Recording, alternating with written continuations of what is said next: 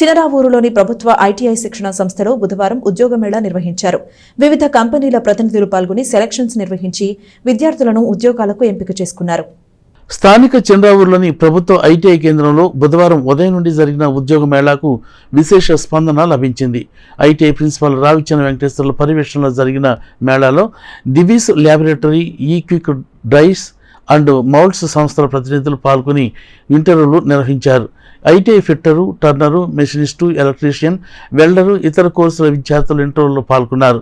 ఆయా వివరాలను ప్రిన్సిపాల్ రావిచంద్ర వెంకటేశ్వర్లు తెలియజేశారు. ఈరోజు మన తెనాల గవర్నమెంట్ ఐటీఐ నందు మినీ జాబ్ మేళా జరిగింది. దానికి గాను 4 ఇండస్ట్రీస్ నుంచి హెచ్ఆర్స్ వచ్చి ఉన్నారు.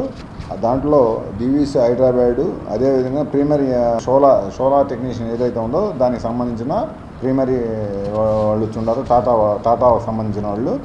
అట్లాగే మూడోది ఈక్విక్ డ్రైస్ వాళ్ళు కూడా వచ్చి ఉన్నారు.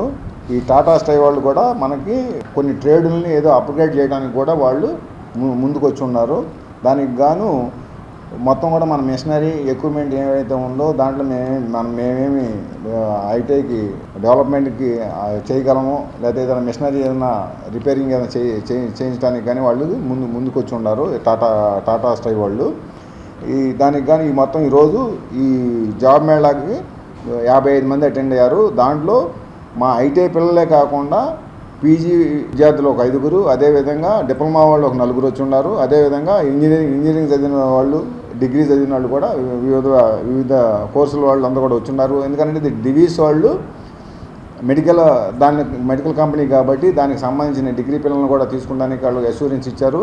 వచ్చిన 55 మెంబర్స్ మొత్తం అందరిని కూడా వాళ్ళు ఇంటర్వ్యూ చేసుకుని వాళ్ళని సెలెక్ట్ చేసుకోవడం కూడా జరగడం జరిగింది.